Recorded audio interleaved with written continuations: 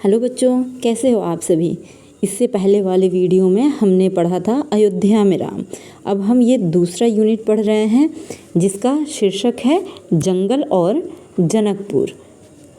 राजमहल से निकलकर महर्षि विश्वामित्र सरयू नदी की ओर बढ़े। दोनों राजकुमार साथ थे। उन्हें नदी पार करनी थी। आश्रम पहुंचने के लिए विश्वामित्र ने अयोध्या के निकट नदी पार नहीं की। दूर तक सरयू के किनारे किनारे चलते रहे। दक्षिणी तट पर, उसी तट पर जिस पर अयोध्या नगरी थी, वे चलते रहे। नदी के घुमाव के साथ साथ राजमहल पीछे छूट गया। उनकी आखिरी बस्ती भी निकल गई। चलते चलते एक तीखा मोड़ आया तो सब कुछ दृष्टि से ओझल हो गया।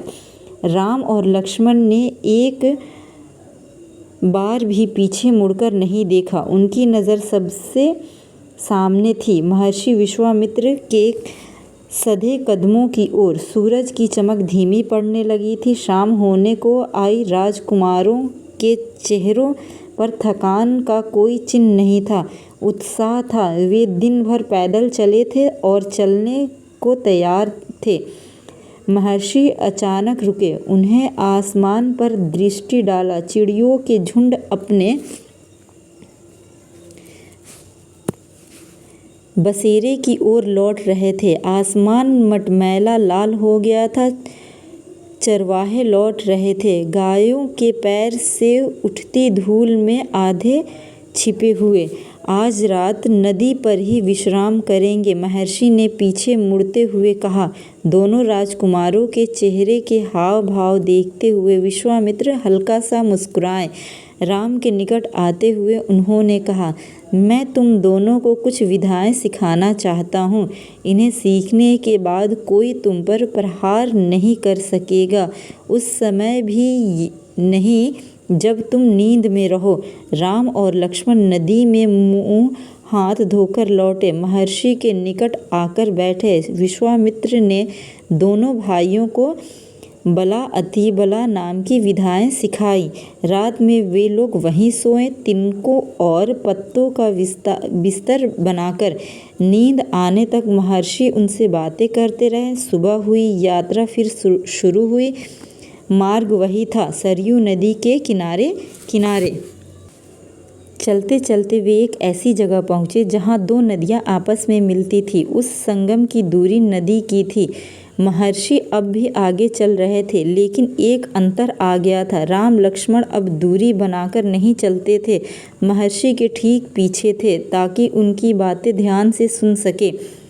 रास्ते में पड़ने वाले आश्रमों के बारे में, वहाँ के लोगों के बारे में, वृक्षों वनस्पतियों के संबंध में, स्थानीय इतिहास उसमें शामिल होता था। आगे की यात्रा कठिन थी। जंगलों से होकर उससे पहले उन्हें नदी पार करनी थी। रात में ऐसा करना महर्षि विश्वामित्र को उचित नहीं लगा। तीनों लोग वहीं रुक गए, संगम पर बने एक आश्रम में। अगली सुबह उन्हें नाव से गंगा पार की। नदी पार जंगल था, घना दुर्गम। सूरज की किरणें धरती पर नहीं पहुंचती थी, इतना घना वह डरावना भी था। हर ओर से झींगुरों की आवाज़, जानवरों की दहाड़, कर्कश ध्वनियाँ। राम और लक्ष्मण को आश्वस्त करते हुए महर्षि ने कहा, ये जानवर और वनस्पतियाँ जंगल की शोभा हैं, इनमें कोई डर नहीं है। असली खतरा राक्षसी ताड़का से है, वह यहीं रहती है। तुम्हें वह खतरा हमेशा के लिए मिटा देना है। ताड़का के डर से कोई उस वन में नहीं आता था। जो भी आता ताड़का उसे मार डालती, अचानक आक्रमण कर देती। उसका डर इतना था कि उस सुंदर वन का नाम ताड़का वन पड़ गया था। राम ने महर्षि की आज्ञा मान ली, धनुष पर प्रत्यंचा चढ़ाई और उसे एक बार खींचकर छोड़ा।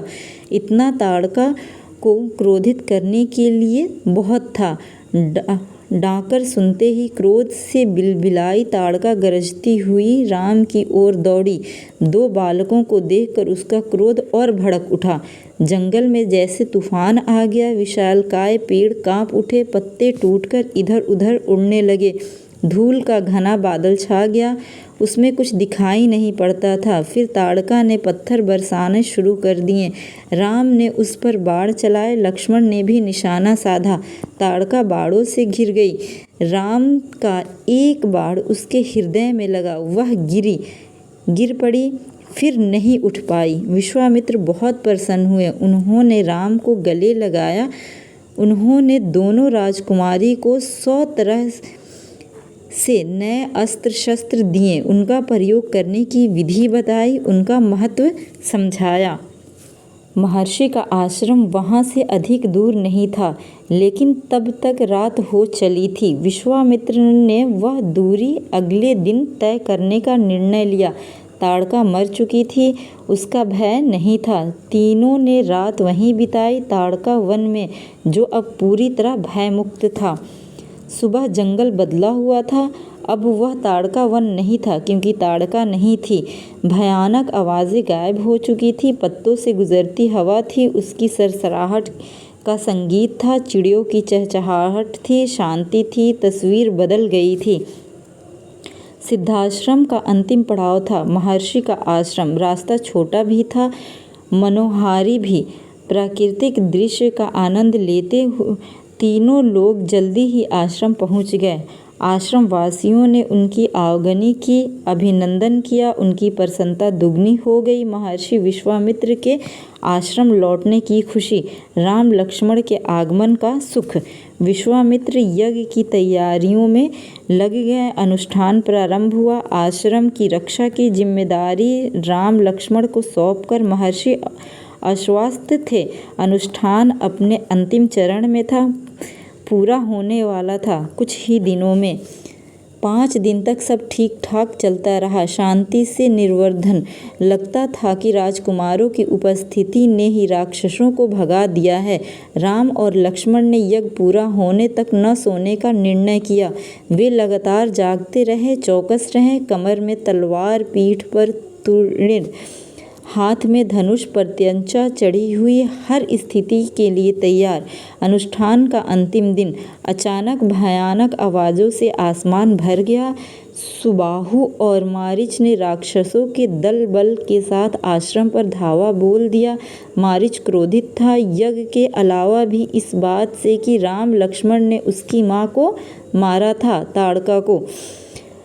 राम ने राक्षसों का हमला होते ही कार्रवाई की, धनुष उठाया और मारीच को निशाना बनाया।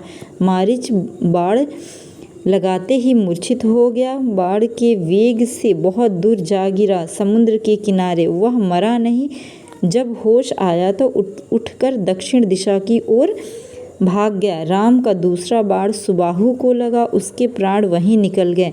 सुबाहु के मरने पर राक्षस सेना में भगदड़ मच गई। वे चीखते चिल्लाते भागे। कुछ से लक्ष्मण के बाणों का शिकार हुए, अन्य जान बचाकर राम ने महर्षि को प्रणाम करते हुए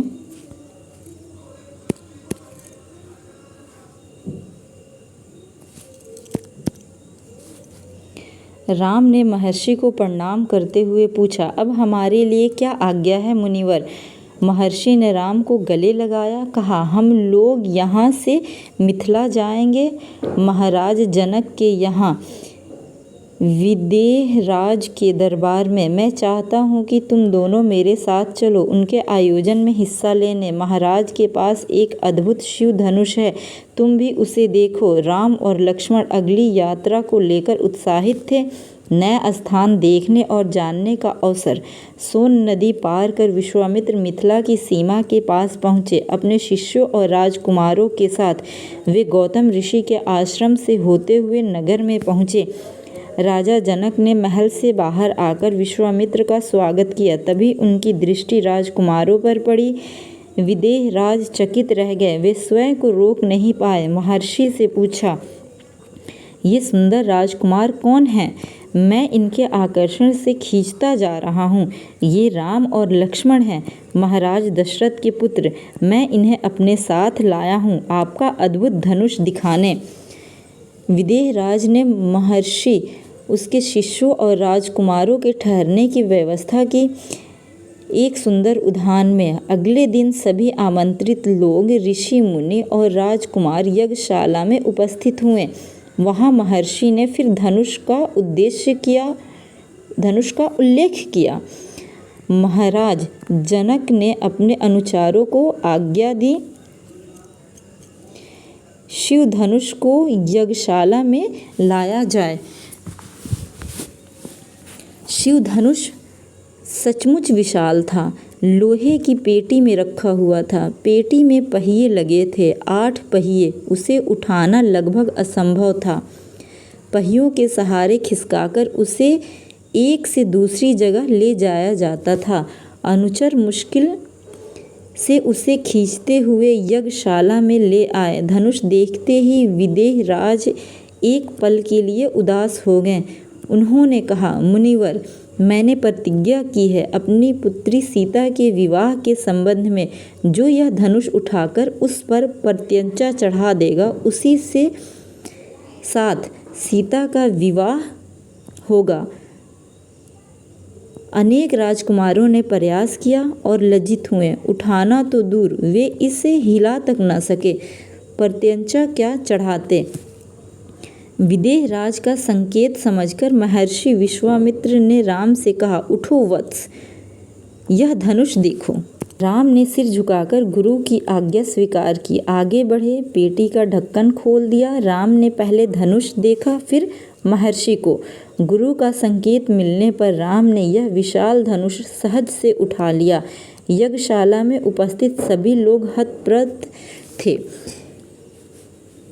इसकी प्रत्यंचा चढ़ा दो मुनिवर, राम ने पूछा। अवश्य, यदि ऐसा कर सकते हो। विदेह राज चकित थे। राम ने आसानी से धनुष झुकाया, ऊपर से दबाकर प्रत्यंचा खींची। दबाव से धनुष बीच से टूट गया, उसके 2 टुकड़े हो गए, बच्चों के खिलौने की तरह। यज्ञशाला में सन्नाटा छा गया। सब चुप थे, एक दूसरे की ओर देख रहे थे। सभागार की चुप्पी महाराज जनक ने तोड़ी। उनकी खुशी का ठिकाना न था। उन्हें सीता के लिए योग्य वर मिल गया था।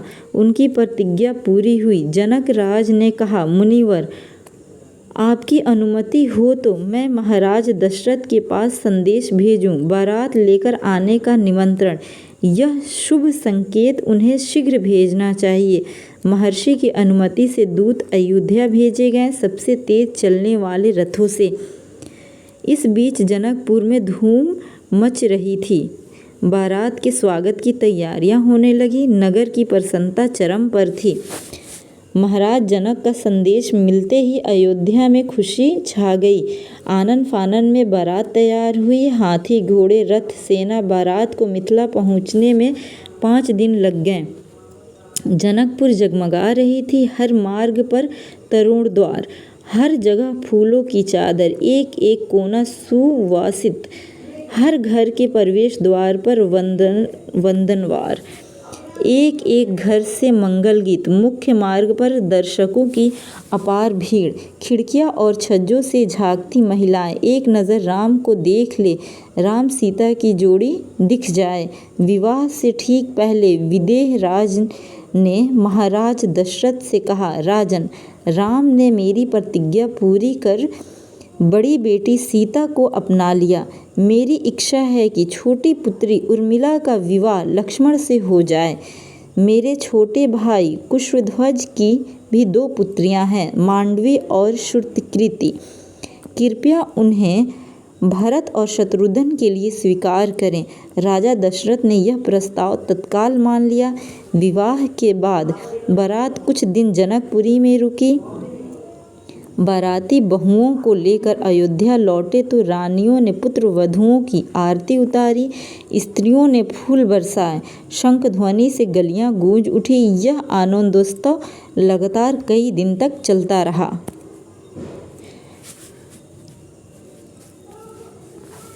ठीक है बच्चों, अब इसका अगला अध्याय हम दूसरे वीडियो में पढ़ेंगे।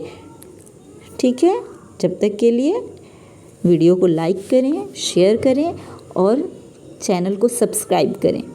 Bye bye.